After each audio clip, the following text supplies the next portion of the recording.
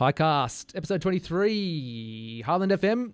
This podcast is recorded in the studios of Highland FM. Go to highlandfm.org.au. Volunteer. It's good fun. I guarantee it. Barrel Park Run. Barrel Park Run is a free timed run. It happens when does it happen? Every Saturday morning, 0800 hours at the Briars. It's not really in Barrel, is it? It's kind of Burradoo/Mossvale. Head out, actually go to Google Barrel Park Run, get your voucher, for want of a better word, code, and then get out there. It's great fun. Bright Spenders. I am using Bright Spenders. Bright Spenders. Is this going to be one of those podcasts where I can't talk? I've got the feeling it might be. Bright Spenders. It is my optimization tool that I'm using to control my money. It is fantastic. I've said it before on the podcast, I didn't have a visual over how I was spending my money, where it was going, and what I wanted to do with it. I'm big into fitness, I'm big into self-improvement, and I was just hopeless with my money, and I'm now using Bright Spenders as my optimization tool. Go to brightspenders.com, talk to Anthea, she will help you out. She's helped me out. It's been awesome. Do it. Our guest today is Ben Fitzsimmons. Ben is a Southern Highlands local, and he is here today representing Hume Coal. How are you, Ben? I'm well, thanks, mate. Welcome to the studio. Yeah, thank you. Hey, Great to be here. So I was looking at doing a little bit of research on this throughout the last couple of days, and I thought the best place to start. Take us through where this actually started. So is it 2011 that a proposal was made to start a coal mine in the Highlands? Is that where it started? Well, it can be taken a bit further back than that. It was probably back in the mid-1950s when they started actively exploring for coal. This is what I was hoping to get to actual history here. Yeah, so the Southern Coalfields has always been a rich source of metallurgical coal. Now, that's the coal that goes to make steel. Yes, cool. And there's been lots of artisanal small-scale mines around here, most of it for coal that was used in the Fitzroy Ironworks, which is the first iron ore smelter, or smelted in Australia, right here in Mittagong. Some of it was used for heating the home, shoveling into the fireplace, and steam locomotives as well. So coal's been mined here for a long time. They actively started exploring in the area where Hume Coal is proposing its operation in the 1950s. And we've been able to use over 100 historic boreholes in the design of our mine plan also, because ultimately, drilling for coal, it's been there for 200 plus million years. Sorry, you keep going. Yeah, and we were able to use that data that they obtained back in the 50s, a campaign again in the 70s, a campaign again in the 80s, to, make our mine design more robust. And with some more modern holes and some more modern exploration techniques, we've been able to put those together and put together a really good mine proposal. Yeah, okay. And correct me if I'm wrong. So the area that we're on, Sydney Sandstone, is that right? So it's part of the. You're a geologist. Yeah. Actually, well, let's get out. Ben's a geologist, so he's going to be able to explain this stuff better than I can. Yeah, because I will botch it. So it's Sydney Sandstone, right? Is that correct? That's right. It's probably, we call it the Hawkesbury Sandstone. Okay, yeah. And that's you see it when you're driving up to Newcastle through the big cutouts on the what's that freeway that runs north to Newey? The F1. The F1. M1 now, I think it is. Yeah. Yep, a big, competent hunk of rock. You see it in the cliff faces at Sydney. Yeah. In the eastern suburbs, and we see it here. We see it through the outcrops that the Hume Highway passes through. So it's a rock mass that pretty much extends across the extent of the Sydney Basin, which is what we all build our houses on, and we use that stone for a lot of other purposes. But yeah, that's the sandstone around here. And correct me if I'm wrong again. That's sort of not the same seam of coal, but the same environment where coal is here in the Highlands exists here, the Illawarra, Newcastle, and all the way around the Sydney Basin as well. So it's not like the Highlands is unique. This is one coal seam. It's actually mined. The Wongawilli seam, which we're looking at, is currently mined. Where did the name come from? Oh, they come from towns or places. Yeah. So we've got Tongara at the bottom of the of the mountains. We've got the Tongara Seam. Where's Tongara? Tongara's at the bottom of the Macquarie Pass. Oh, there you go. Yeah, and so they name it with more of a local localities. than I am. Yeah, so interesting names. Some of them are funny. We've got Darks Forest, Bargo is another formation. So they name them after towns or localities, maybe where they were first identified. Yeah. So the coal seam that we're exploring is called the Wongawilli Seam. Yeah. And that's currently mined by South 32 in Illawarra. And it's also mined by Wollongong Coal. Yeah, and I wanted to bring that up to highlight, and I think you were trying to go down that track, that it's not an unusual circumstance that we're in the Highlands, that the coal, but the geological circumstances that we're in is very similar to what's in the Illawarra. It's very similar to what's in... It is exactly the same. Yeah. It's the same rocks, the same seam. And it's because this is a sedimentary basin. Coal's a sedimentary rock. Sand is a sedimentary rock.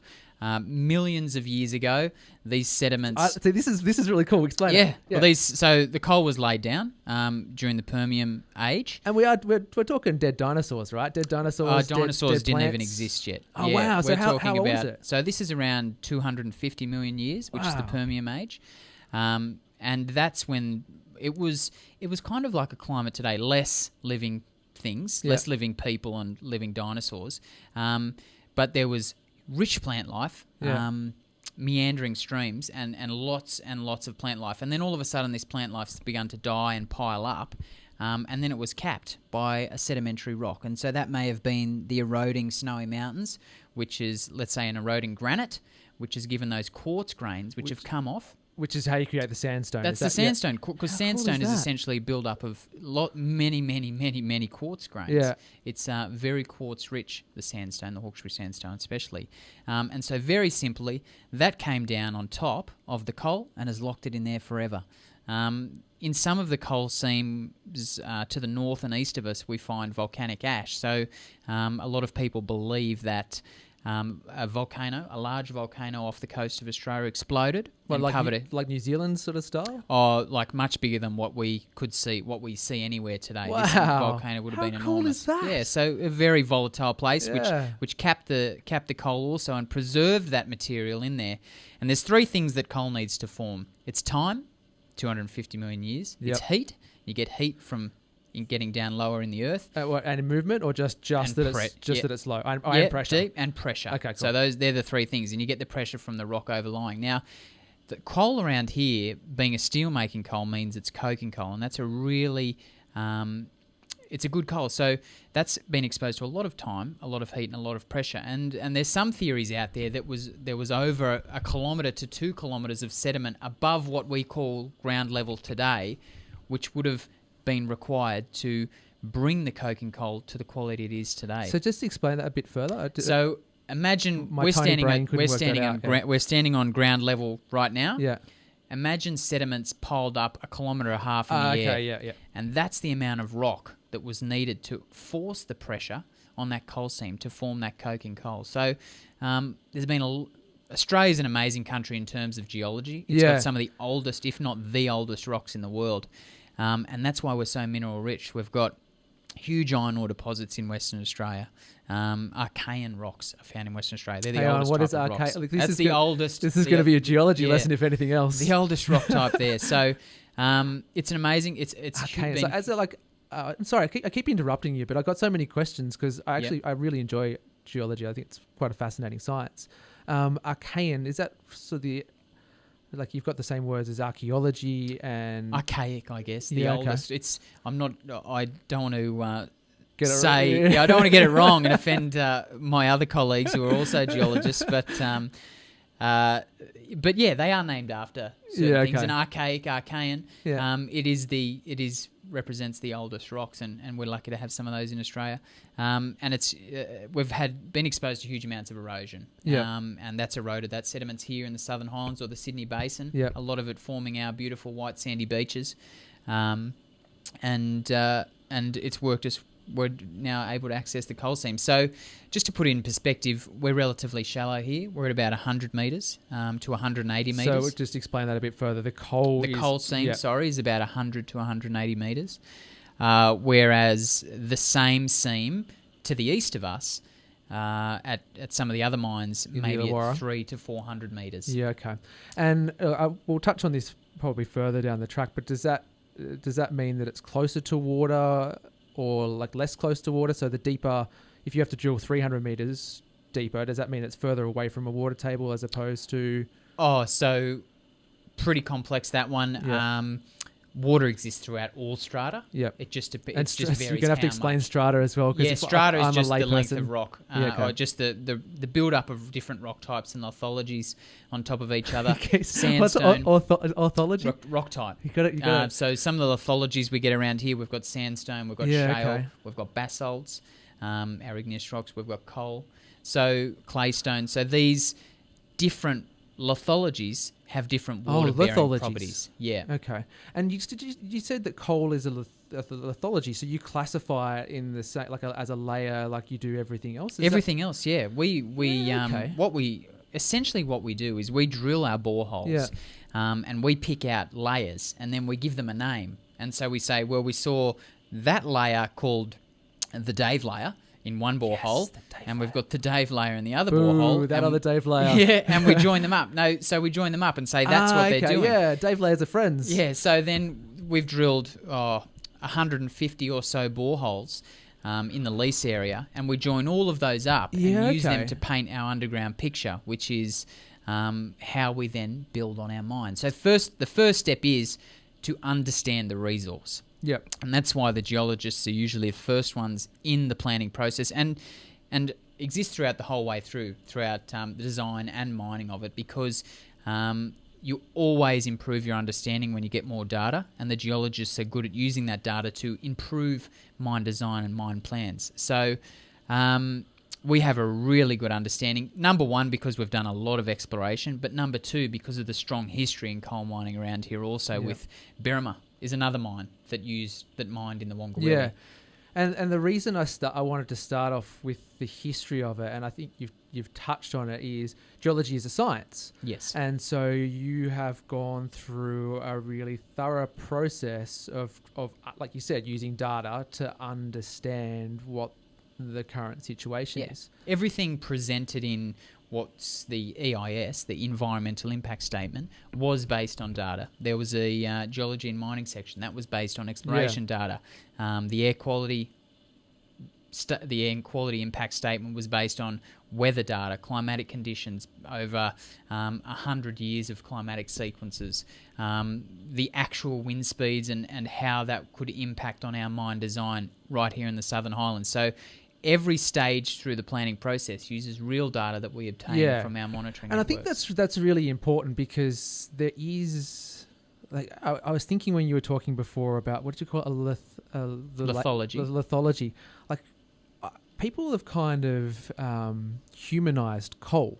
Like, coal's just a dirt rock. Just a black rock? Yeah, just a black rock, but it's been, like, I'm calling it's been demonized. It's been given a human-style characteristic, but in the end it's just some dead plants and dead plant matter and animals. But over the last 10 years or whatever the climate debates have been going on, it's kind of, coal has morphed into, it's got anthropomorphic, or however you pronounce it, it's somehow got anthropomorphic characteristics. A lot of people have attached themselves to coal, and I guess it's been easy pickings for, pinning climate change on. And so first it was deforestation. Yep. Another time it was hard-hoofed animals. And now it's coal. And I just read an article in The Australian that now farming is starting to cop it again for being a huge contributor to climate change. Reality is the population's growing always, and the demand for food, the demand for energy is ever increasing, and those ever increasing demands are having an impact on this globe. And I guess it's up to us as scientists, as engineers, as educated human beings to come up with solutions, because in no reality is it possible to just cut off coal and say we don't need it for steel making, we don't need it for power generation, we don't need it for cement production. It has been a very useful material throughout many, many generations, and it will continue to be. but it's how we manage those impacts and how we come up with solutions to use coal better, rather than wasting our time in, as you say, demonising the rock. Yeah, and I think, to touch on what you just said, if 10 years ago someone had presented the argument like that, as opposed to the course that we went through with the carbon tax, etc., to say, look, coal has a role. It will have a role for a period of time, and then we as humans have to come up with better ways of managing our resources, and it might not be forever. Yeah. But we need to be smart about it. And I think, that nuance has been lost in the debate. The ability to say, look, there is data from both sides that says the planet is warming. That we have a finite amount of resources. We have an increasing population, as you've said. How do we find the best mix? Yeah, that's right. We need coal for certain processes, and to get rid of it immediately and without any forethought, I think you're right. Instead of focusing all that energy on let's stop it, demonising, that's right, let's be constructive about it. It's impossible. And I said this when in the conversation with Michael Verberg. When I turn on a light at home, that's coming from a coal-fired power station. 70% of the time. Yeah. So if you take away coal, right, we're all. I'm not going to swear. I was going to say we're all fucked, but we are, right. It's not good for we can't live without the resource that we've currently got. So, bring it back to the nuanced conversation. Explain. We did this really poorly with Michael, and not to say Michael did it poorly, but we didn't delve into it. What's metallurgical coal? Okay, so there's lots of different types of coal. The worst, not the worst, but the youngest being brown coal, yep. which is it just hasn't gone through enough or as much time, heat and pressure as what this coal has, coking coal. So the first being brown coal, and then you've got subbituminous and bituminous coal. So bad, not so good. Sorry, not bad, but younger to older. Yes, okay. And then the highest, and it's also based on carbon content. Yeah, but explain not so like the bad bit, so what not so good, whatever you want to call it. It's because it doesn't burn as well. Is that correct? So I guess it's the carbon content. The reason why they use metallurgical coal or coking coal in steel manufacturing is because it's a source of carbon for the process in the blast furnace. It burns hotter. Well, what they do is they put in a coke oven first and they burn off absolutely everything. A coke oven. So it's essentially a huge oven that they put all the coking coal into. Yeah. They burn off everything else and they're just left with coke. Really? And the coke is essentially carbon. So it burns twice. Yeah. Well... Yeah. So you've got the coke, which Yeah. has been through the coke oven, Yep. and then that's fed into the blast furnace, which is, let's think of a huge cauldron, and they put in layers of iron ore, a layer of coke, a layer of flux, like limestone, and then Wow. all of that is blended together at 1500 degrees Celsius plus, and out the bottom pours molten steel. That's pretty fascinating in itself. The reason I wanted to talk about metallurgical coal, because when I found out that it was my immediate opinion on the coal mine was like, we don't need any more new coal mines. But then when I found out it was metallurgical, I was like, oh, hang on, there's only one way currently to produce steel, and much like we need the nuanced debate around power, we need the nuanced debate around, well, how do we build new buildings? Yeah. How do we build new ships? All those sort of things. So if we don't have a way to create, or if this is at present the best way to create steel, and I think that's the case. So I've only It is the best. It's the most efficient. Yeah. I've only done my layperson's research into it. Google what's the best way to make steel. So that adds a real extra dimension to this proposal, because it isn't, as far as I'm aware, it isn't just about producing power. This is about producing steel, which goes into building our world. Yeah, this is a product. This is a mine that will produce two products. Yeah.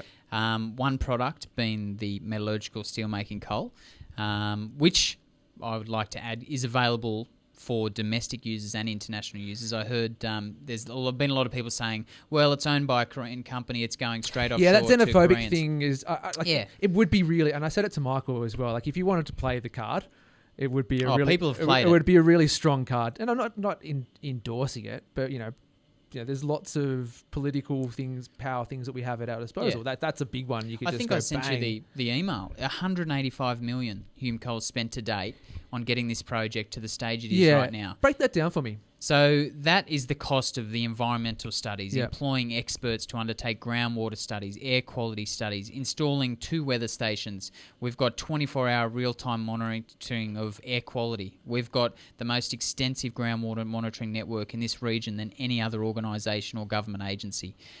We've got full-time... Sell it to the EPA. Yeah, we've Afterwards, got anyway. We have to collect this data, Yeah. and you have to collect at least 2 years of the data Yeah. before you can even put the document in. So this is, like you said, 2011. Is that when it sort of this lease has been owned for many years. It was originally owned by Anglo American. Okay. We purchased it. POSCO purchased it off Anglo American. So they didn't do anything on it at that stage. It was different polygons, different shapes of this area, of this exploration area, have been owned by previous companies like Austin and Buddha. But it's been around for a very, very long time. Yeah, okay. It's just over the last few years that Hume Coal and its parent company POSCO have really ramped up these studies to put together this EIS. And so that's where all that money is spent on. It's making sure you have the right data and enough data to show that the project you're putting forward meets those triple bottom line assessment. It's environmentally sustainable. So it's environment, economy, community. Is that right? Yeah. Environment, economy, and social. Yeah, Social, that's right. yeah. So that triple bottom line assessment to make sure that this project is a project that can coexist with the environment of the Southern Highlands, and that's described in the EIS. It can benefit the economy. It will not have a detrimental effect on those other industries around here that make the Southern Highlands what it is. And it can have a positive. It can have a positive impact. You're allowed to get your words wrong, mate. On the community. My first word on the podcast today, I made mistakes on, so don't worry about that.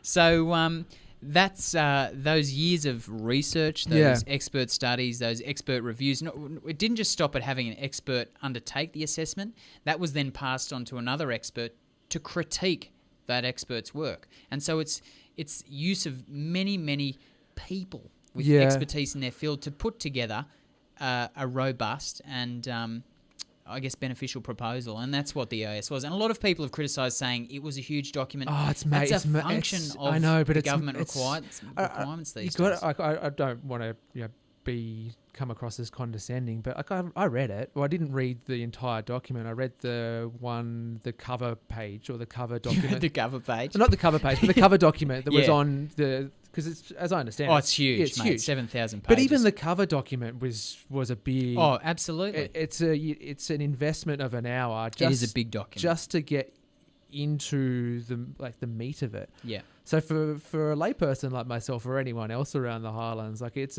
a big investment just to read it. And I guess some of the EIS is also designed for the different government agencies. So, for example, the groundwater study will be read in full by the government's groundwater experts. By Water New South Wales or the EPA. Yeah, or that's right. The EPA might read. So they might read for example, DPI might read the agricultural impact statement. And so it's not, the EIS is not designed for one person or one organisation to read the whole thing, but for experts or individuals interested or with expertise in particular fields. Yeah. I guess myself as a communications person inside the organisation, a part of my role is to communicate that large document to the community in digestible chunks, and not saying, here's 7,000 pages of highly intellectual, complicated research, go and read it. We're not going to tell you anything else. Yeah. We want the community to understand it, and that's why we've got our shops in Berrima for people to drop in. We've got the shop in Mossvale. We've started up the social media pages, and we just try and get out and talk to people, as many people, face-to-face if possible, as much as we can. Yeah. Because sorry to interrupt again. No, it's cool. And that's one of the reasons I mentioned when I met with Michael that I wanted to get, whether it's yourself or whoever it was, because one of the things I want to avoid is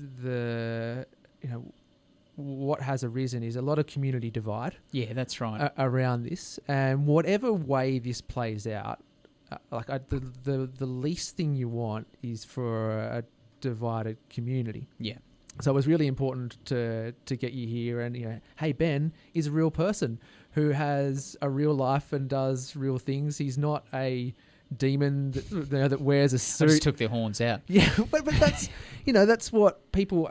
I forget which. It's a natural human reaction, I guess, to feel when something big change is coming. Yes, to be afraid, and we completely understand it. And I've spoken to a lot of people who've just said, I do not understand enough and I don't feel comfortable. Yeah. And that's why we want people to come in, and that's why we try and get out as much as we can to talk to people, to kind of alleviate their concerns. And some people just don't want it full stop, and that's fine. Yeah. I don't want a lot of things in my life. Yeah. But sometimes it just goes ahead, and we accept it. But the aim of what we're trying to achieve at Hume Coal is to come up with what we just spoke about before, a project that doesn't just satisfy our company's our parent company's aims as a good investment, but something that is socially, economically, and environmentally sustainable for this area. Because, like we talked about before this started, I'm a local, you're a local, and I don't want to see this place turn into a wasteland. I want to raise my kids here. I want to continue to work here for as long as I can. I like the area, and it's. I know that this is a good project. I know it can do all those things, but I also understand why people have feelings the way they do. Yeah, and look, let's get into start talking about some of the nuance of what the benefits will be, and the to's and fro's of that. Let's start the conversation with you've invested 100, and when I say you, I don't mean you personally, but Hume Coal, POSCO, has invested $185 million. So if you've invested $185 million and haven't, and correct me if I'm wrong, but you haven't got the go-ahead to actually mine the stuff yet, it's all exploration, it must mean that the return on investment is huge. There is a positive return, but I guess the big company POSCO and Hume Coal understands that there is still global demand for coal, and it's continuing to grow year on year. There's a lot of talk, and you can skew the data as much as you want, but the fact remains coal is an essential resource, and if Australia shies away from it, the rest of Southeast Asia will ramp it up. And Australia keeps growing its exports of coal annually. Now, we've got steelworks down at Whyalla that can use this coking coal to make steel. South Australia. Okay, yeah. We've got the steelworks in the Illawarra that can use this coal, and this metallurgical coal could be fed into those domestic plants easy. That could be done tomorrow. But you're right. The first thing, we haven't even got approval. It's still with the state government. We've put our documents in, and they will be reviewing it, and it's an independent planning process, and that's to take out the, any government interference, if interference from the proponent, being Hume Coal, and to have an independent review of the data. What's the science and engineering behind this? They also take into account community and the social aspects of the project. As they should. Yeah, absolutely. And that's why the government has appointed what is known now as the Independent Planning Commission, or the IPC. They are the delegated authority to make a decision or a determination on the Hume Coal project. And we expect a decision maybe 12 months' time. Yeah, okay. So there's still a long way to go. Still a little way away. So, but to go back to my question, you're going to make a lot of money. I'm sure that it is a sensible investment for the company. You're as good as me with the good words around. Yes, I'm sure that we will make some money. Well, I don't know. Yeah. I'm no economist. I don't want to speak out of school either. But I don't believe that Hume Coal would be here if it was a loss mate. At the moment, it's all cost. But it is a valuable resource. I don't think if it was 100% thermal coal, which is the coal that goes to power stations, they'd be here.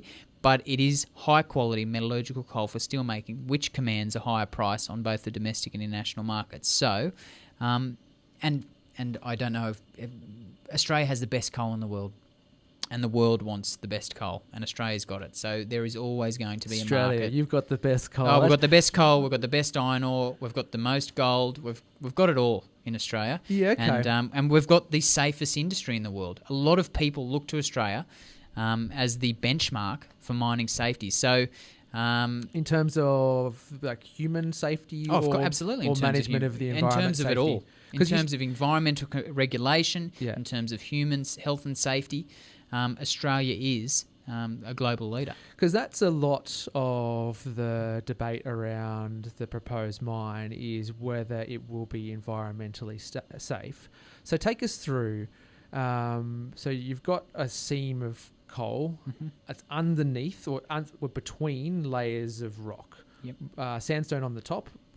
Whatever's underneath. Sandstone underneath, and then in between that, you said within the strata, there's water. Yep. All around. So not you personally again, but the mining, not you. I don't want to make this you. That'll be all me. I'm a jack of all trades. The mining process digs down essentially through the rock. Imagine driving into the Cross City Tunnel or the Harbour Tunnel. Yes, yeah. It will be a decline exactly like that, straight down into the coal seam. Yeah, and that's really good to explain. I'm trying to bring that to life. And it's through the same rock type, for the Hawkesbury sandstone. Yeah, and that's exactly why I started. There was method to my madness in starting the conversation out like that. So then when the mining process goes through that, does it affect or does it go through a water table? It will go through. So I guess what we call the groundwater system in the local area is many different areas of water-bearing strata, water-bearing rock. Yep. Now, the water is not a free-flowing body or a river or anything like that underground. Yeah, it is. Remember back to primary school when you have the books of the life cycle of water, and there's this layer of water, and that's what. I guess that's the confusing part. We learn that's what groundwater is. That's what I'm thinking. Yeah, so maybe in a cave. Yeah. But yeah, what it is water is in the pore space in between the grains of that rock. So, for example, in sandstone, the sand is irregular shaped. The sand grains are irregular shaped, and there is some pore space in between those sand grains when they butt up against each other. And where there is groundwater and the rock is saturated, that means those pore spaces are filled with water. And so what Hume Coal will be doing will be driving a tunnel or a decline down at an angle, like driving into a tunnel under the harbour, through that rock down to the coal seam. And yes, it will intersect that strata which holds water. Yeah. But it will not damage the whole system because that is just one component. And there are many different factors which govern how a groundwater system behaves. Geological structures, hydraulic conductivity and gradient, all of these things which I am no expert at. We've got groundwater experts and people who are in charge of that. But water generally flows horizontally, much greater than it flows vertically. That's interesting, isn't it? Yeah, because... I would have thought it would flow vertically because of gravity. Yeah, but it flows along bedding planes. So let's say we've got a non-permeable bedding plane. No different from on the surface, right? Yeah. Well, that's right. Smart man I am. It flows horizontally through a river. Yeah. It doesn't just... But no, some will go down into I'm the an ground. So we've got experts who look at all that and have taken all of these geological structures, how fast the water is moving through the rock in different areas, the different rock types which are holding water in different areas, and design the mine accordingly. And ultimately what they've come up with is a non-caving mine design. So they will mine approximately 1/3 of the coal underground, leaving 2/3 in place. Yeah, I read that you can only take a small amount of what actually is down there, yeah. And that coal left in place will maintain the integrity of that rock above. Yeah. So it won't crack it, it won't break subsistence, is that what it's called? Subsidence. Yeah. There will be, I don't want to say there will be no subsidence. I was going to say, can you guarantee? Yeah, but it will be, the term they use is imperceptible. So when ground gets wet and dries, it swells. The clay minerals in the soil swell. So the subsidence that has been modelled, and it's been modelled numerically in the response to submissions document, which has just been submitted, which has confirmed the results presented in the EIS, the Environmental Impact Statement, that the maximum subsidence experience will probably be 20 millimetres. So that's 2 centimetres. Yeah. That's not going to be noticeable, and that's not going to cause damage to the surface. So nothing like up in the Hunter. Where nothing like longwall. Yeah. Nothing like longwall or secondary extraction where they take out large amounts of rock and let the rock crack. We will not. That's why I'm saying I want to emphasise this. It's a non-caving mining method, so leaving plenty of coal underground to keep that rock above the mine intact which in turn keeps that groundwater system intact. Imagine if you were to get the rock and break water would flow to the crack because the pressure is much lower in the crack, and it wants to go to that area. And the hole the tunnel that you're going to, not you, the mining process will dig through. That's within the Sydney Basin water catchment. Is that everything undertaken by Hume Coal is within the Sydney water catchment? That's correct. Yeah, okay. And that's where a lot of the concern has come from. Yeah, and I don't mean to play it down, but the concern is a bit of scaremongering, I hate to say. A lot of work. Hume Coal is a non-discharge site. Only in the event of... explain that. Explain what non-discharge means. So all water on the site will be recycled and stored in our own surface water facilities and reprocessed and recycled. Now, if in the event that there is a greater than a 1 in 500 year flood event, there will be a requirement to discharge water.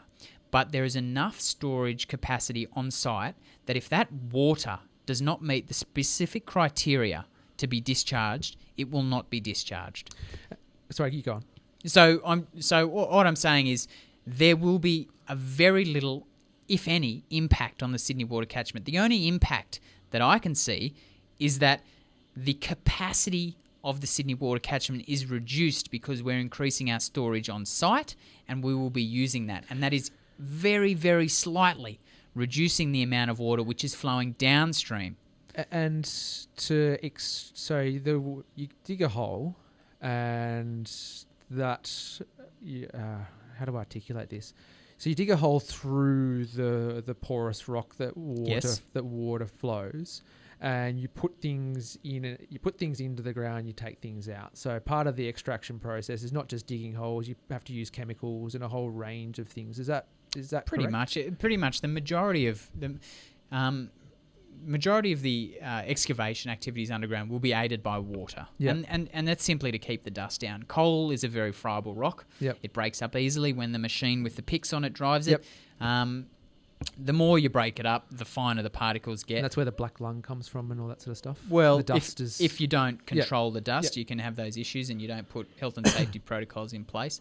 But yeah, there will be water sprayed. Yep. But just to keep that dust down. But no chemicals, like in fracking you have to use... No, there'll be nothing like that. Yeah, no, okay. Nothing like that. Because it's for me, I'm an emergency manager by day, right? Yep. My role in New South Wales is to protect life. Mm-hmm. And the most fundamental thing for life is water. Absolutely. So for when I hear, this is not right, I'm going to get the words wrong, but when I hear messing with water, I'm like, nah, I'm out. Yep. I'm straight away out. And from my perspective, there's almost nothing you can do to make me feel comfortable about that, just purely because of what I do.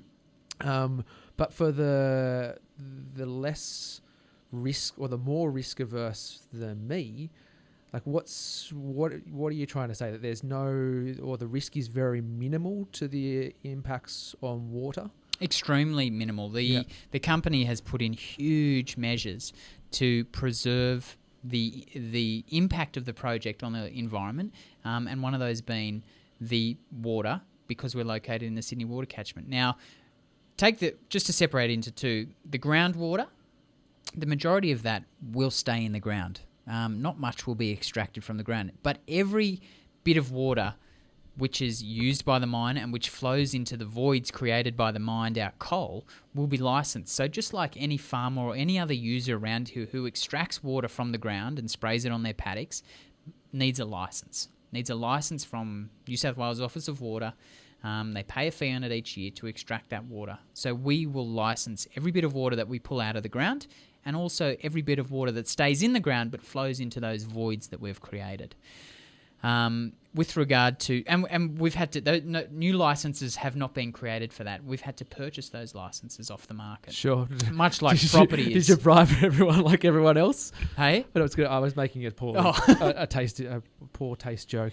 That's all right. There's been no bribes. The bribes are around water, around cotton producers, etc. Oh, right, yes. right. Yeah. No. It's a bit different down here. But I guess with regard to the surface water, the site has been designed so water will not flow off the site. All water is contained on the site, treated, if it requires treatment, and measured and monitored to ensure that there's nothing that's leaving site that is worse than what is already in the stream. So the majority of water in the surface infrastructure area will be reused again and again throughout our processes, because water is a huge consumable on site. Yeah, and sorry to interrupt, but this is the reason why, because we're slowly running out of time. But the reason, like, we could talk about the air pollution, the sound pollution of, like, all of the count. Like, there's lots of debate around numerous negatives or positive, but for me, this is the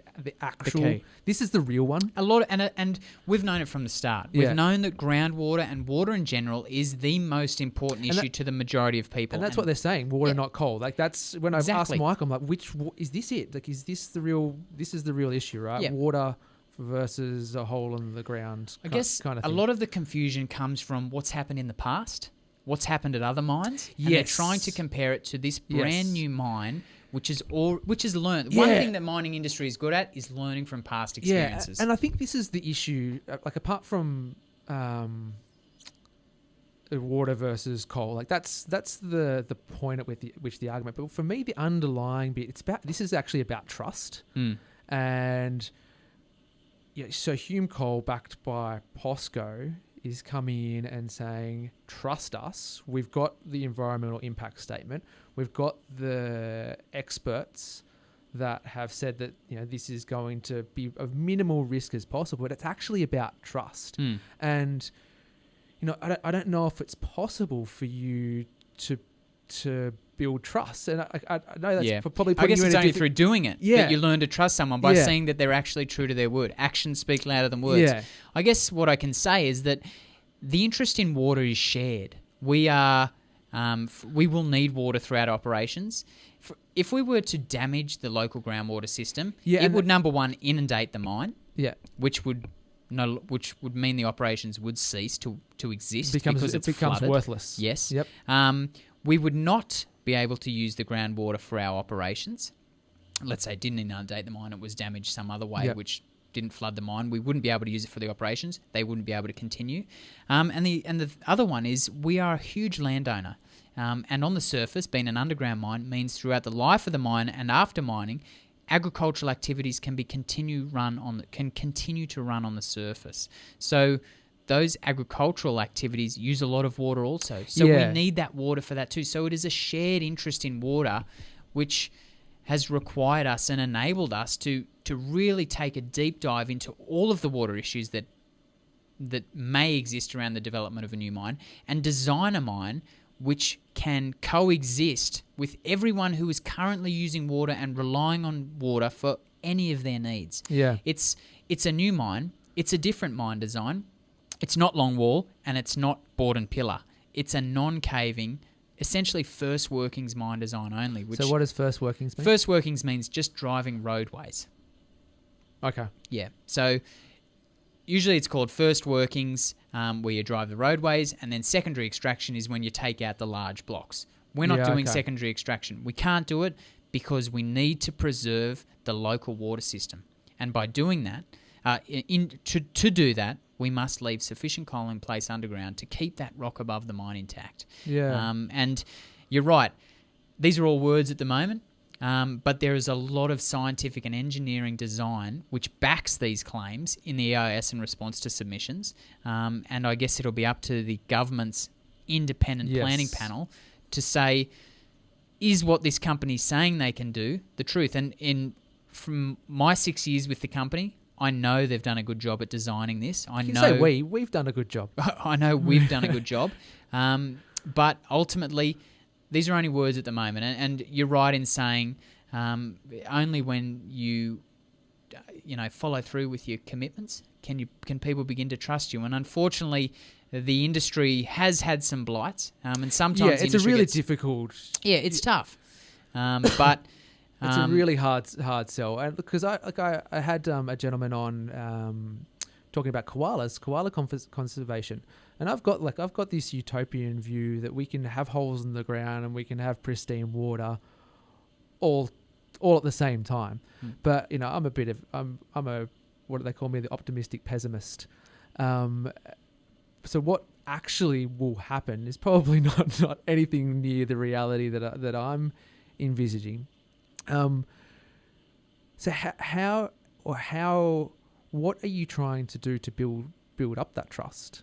Well, I guess there's a lot of different aspects. The trust in the way we undertake our mining operations can only be achieved through undertaking those operations and proving to people that we can achieve that. Is there any comparable ones? Because this is... every mine in the country develops underground roadways, and they are long-term intact. Is it the finger mining? Is it feather mining or finger? Well, that is a term for those plungers which come off the gate roads. Yeah. However, there's nothing unique about them aside from, it'd be remote control mining, so keeping humans away from the face. Yeah. Removing that danger aspect of being in those roadways. I guess another cool aspect about the Hume Coal project is the compartmentalised design. It's the way it can be progressively sealed off and allowed for the groundwater to fill it, flood it, and recover as mining is underway. And no other mine that I'm aware of is progressively sealing off panels as it progresses from its inception stage. So Hume Coal has been able to design a brand new mine in a greenfields area, greenfields being a new mine area, not next to an existing mine or an extension of an existing mine, and I guess build something that uses all the past experience in the local area, everything that we've gathered from what people have done before, and also harnessing this huge change in technology which has come about in terms of automation underground, real-time monitoring systems, real-time guidance systems, and things like that. I wish we'd have longer, because I want to talk to you about, like, there's the numbers of employment that have been on the cards. We'll do part 2 next time. Yeah, yeah. Why not? I think this is a really intriguing conversation. Yeah, there's a whole. It's such a big issue, and I guess that's why the document is so long, EIS, because there's so many different aspects to talk about, and you could do a whole series on the different parts of the mine, but there's the good side story too. What are we doing to date to kind of build trust in the community? We've got a charitable foundation, which we try and support. I could give you the negatives agencies. to that stuff too, but I guess one aspect of that is the 250 year, which goes to apprentices. Now, we've had 22 apprentices go through that program already. They're in local businesses. People do not know that these people are supported by Hume Coal, but they're fully funded. All of their wages are paid for, and they're in local businesses today, right now, working as electricians, working as business administrators, working as trainee accountants, and they're upskilling so that if this mine goes ahead or not, there's these kids out there, 22 of them, who have had a start and been able to get some further training. Yeah, look, I reckon that's cool. Like, and I guess that's just one simple way. It's a bit of an old school thought process to think, come to town, give out heaps of money, splash the cash. The cynics amongst us. And look, I'm a bit of a cynic too. The cynic amongst me is like, that's just bribery, right? Yeah, well, I guess what's different about this charitable foundation and the apprenticeship program is that these kids are getting a start not with Hume Coal. They're getting a start in local businesses which have been here much longer than what we've been here. Yeah. And they're working away for the benefit of their benefit of their employer. They're not wearing a Hume Coal logo to work or anything like that. We are simply just trying to boost the number of skilled individuals in our local community, and it's a way to show, I guess, the human side of Hume Coal. It's not just coming here going, righto, we sponsor that footy team, we sponsor that bowls team, we sponsor that hockey club. How come you guys aren't happy with us? Yeah. It's about giving something meaningful back. Yeah, it's because the cynics, like myself included, just go, okay, well, you're a large company, you should be able to do it. Yeah, and you go, well, we've splashed $185 million in cash. We've got all of these, a whole range of sponsorships for apprentices and for football clubs and all that sort of stuff. You know, I can go, okay, well, it must really be worth it then. Oh, sure, it is worth it. But the thing is about we don't have to spend as much as we do on the community stuff, but it is an important... Don't act like you're all righteous about it, though. No. It's actually an admirable trait of the director of the company. It's a business technique, really. I guess a business technique would be to go, we've got to spend the money, let's do something easy. But I just would like to emphasise how much thought went into this apprenticeship program. It wasn't just some let's give some cash to these guys. There was partnerships with a local apprenticeship agency. Yeah, I think the bit that you've done about like not branding it Hume Coal and putting it into other businesses, like that's smart. It's completely managed. Yeah. Well, it's helping people. Yeah, and that's cool. That's Yeah. what we want. And and when the appealing part of Hume Coal is for Wingecarribee, 30% youth unemployment rate. A decision that we need to make about over the next 5 to 10 years about what we're doing as an economy for the future. Absolutely. So there is a real appeal about the proposal. Absolutely, there is a real appeal. It's a significant appeal, and that's why it's taken people like myself. Like I said it when Michael Verbert came on. I sat on the fence for a really, really long time going, the benefit, the obvious benefits are there. But then I looked at my day job and went, I can't. Yeah, sure. If Hume Coal can manage those environmental impacts, those economic impacts, or realise those economic benefits and those social impacts. Can you say, don't refer into the third person, it's we, right? You're part of this, right? Yeah, sure. It's a company that I've given 6 years of my life to. Yeah, and you seem sort of passionate about it. Oh, mate, it's because I sit there every day and know how much work goes in with every individual at Hume Coal to put something together. And the majority of people in there are locals. We've all got kids that go to local schools. We all spend our weekends here with the local sporting teams, getting up early on the Saturday mornings, freezing our butts off in the local parks. Let's talk about it, if that's all right. I don't know. Yeah, sure. Do you ever get confronted as the bad guy? Oh, always. I'm continually getting comments like, you're that bloke from Hume Coal. How can you, a lot of stuff. But it's part of the job. But I know... it's not really. You're a human being. But I guess it's an emotional subject. And I can accept that people are emotional about this and it causes different feelings in each other. And like we spoke about you're more before, mature than I am. Yeah. And I'm sure that it's just... I see a lot of work that goes into Hume Coal making it a really good project and how much effort people put in, how much effort we all put in. And I just am passionate about, because I know it is a good thing for the area. I know it can be a good thing from the area. I mentioned to you before, I grew up in the Mudgee region. I know that mining, that tourism, that agriculture, that wineries, they can all coexist. And when they want to work together, they can work together. Yeah. And it benefits the whole region. Now, what we need to do, in my opinion, around here is just begin to come up with constructive, ideas for the area. Okay, there's a mining proposal on the table. How can we work that into the vision or the economic vision for our region? Let's not just focus all our energy into stopping this project, stopping the next one. The sand one.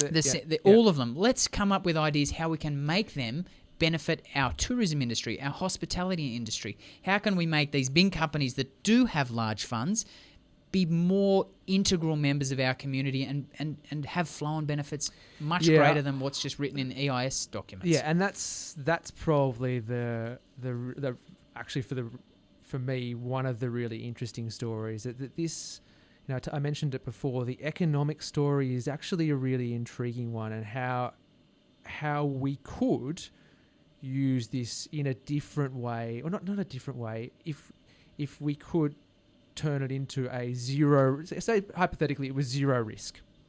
This was a zero risk mine. It'd be awesome. Like, it would be absolutely awesome if Hume Coal or POSCO could say there's absolutely zero risk, that nothing will ever happen and everything's going to be sweet. It's perfect. But so how do we find the place, if it's possible, where we minimize the risk as much as possible and still have the economic benefits that you're proposing? And I don't know if that's possible. We can have the discussion about it, right? I think it gets close with, nearly 10 years of research, many, many millions of dollars going into it, not just going out. We didn't just start where we are. We went with many, many different mine designs. And it was a process. It was an iterative process, coming up with the idea that works best. For example, one of them, the first in Australia, is the covered coal wagons. How can we completely eliminate the dust impacts from pit to port? Hard cover the wagons. So who came up with that one? That was a tough idea. It's like, we'll cover them up. Exactly. How simple is it? But why isn't the industry doing it? Because it costs money. But it's not acceptable to say... You got a good brains trust there. Yeah. So, but there's not many other coal wagons that are hauling That coal just that are sounds covered. that sounds crazy. It is talk. it is, but it's because it costs money. Yeah, But yeah. in this day and age, saying it costs too much just isn't an excuse anymore. Yeah, and that's the beauty of this nuanced discussion is that you've got like there's so many factors that need to come in. And So many. We could go for hours. Well, although look, I need a water drink. Water. Water. Well, let's. You heard it here first, ladies and gentlemen. Hume Coal, full of alcoholics. We'll pause it for today. But I'm happy to continue the discussion. Yeah, we can delve into other areas because it is. Like, I've really enjoyed the conversation, like not just from a scientific perspective, but so much we live in a society, and you see it with particularly in the United States, where they can't have a discussion where people disagree. You can't have two people who come from varying positions who can sit down and just have a normal discussion who aren't calling each other assholes. It's rare. So for me, it's really important that people. Ben, for your listeners, Ben's a young guy with a young family. He doesn't want to be called an asshole. I assume not every day. No, I assume. Well, if maybe you do. I don't know. But the point is, you're a person. Yeah, that's right. And as a and I said with Michael Verburg, the least thing we want is for the community to be divided, because then everyone loses. I guess what I like to look at it is the EIS, the response to submissions, all of these studies is engineering and science. But how you and I interact, how the community interacts, that's feelings, that's emotions. Yeah. And we need to be able to accept that they're going to be different. Yeah. Science, engineering, data is usually it's one way or the other. But how we interact... Let's talk about that next time, because and sorry to interrupt again, but from when I was looking at the story, for every geologist that says it'll work, maybe not every geologist, but there's always a counter-geologist or a counter-scientist. Sure. I don't want to go into it's like climate change, isn't it? Yeah. You've got the people who say climate change is real, you've got the scientists out there that say climate change is not. Yeah. So everyone, you can twist the numbers and skew them how you want. I guess you can do that with anything. But what I want to emphasise is that there are feelings and emotions attached to this in people's lives. Yeah. And we are human. The community are humans. Yeah. And that's when we all come together and can talk about it and come up with solutions, come up with something constructive rather than just yelling at each... Like you said, it's spiralling out of control into a yelling match when nothing gets solved. I feel that it kind of has. And I feel like I understand... I shouldn't act like a wanker, but I feel like I understand both sides. There's people like yourselves who are vested in this, who want to see it happen. There's people like Michael and the Battle for Berrima team who woke up one morning like, oh God, this is impacting me, and I can comprehend, but we will get nowhere. We will all lose if we're screaming and yelling. I had two representatives from Battle for Berrima come in the Berrima community shop the other day to have a chat about the Hume. And to be honest, that was the first time that they'd stepped into the office and had a chat. And I was relieved because I thought... You're going to smash my windows. No, I thought we're finally going to get a chance to meet and talk to each other face to face. And I encourage anyone who is afraid, angry, or just sad, wants to know more, just come in and have a chat. Or happy. You want some happy people My mobile too. number's on the internet. You can give me a call. Oh, dude. But not too... But Don't. Not after 5 o'clock. He has children. Not before 8:30. Don't say things like that on the radio. That's all right. This isn't the radio. It's not live, but there'll be some people who listen. That's all right. Well, that's time to end it. Don't ring Ben. Don't ring. Call me anytime. Thank you so much for coming on. I've really enjoyed this discussion. No, it's been great. Thanks for having me. I think it's a very important discussion to have, and I said it when Michael was here. This is a conversation that's happening all over the world, and it's a very important one for the world to have. This has been HighCast with Ben Fitzsimmons. Check out Bright Spenders. It'll change your life. I know that's a bit of an exaggeration, but it is really cool. It's really awesome. I'll see you at Parkrun next time. Barbara May Foundation, I think. Should be a really interesting one. See you then.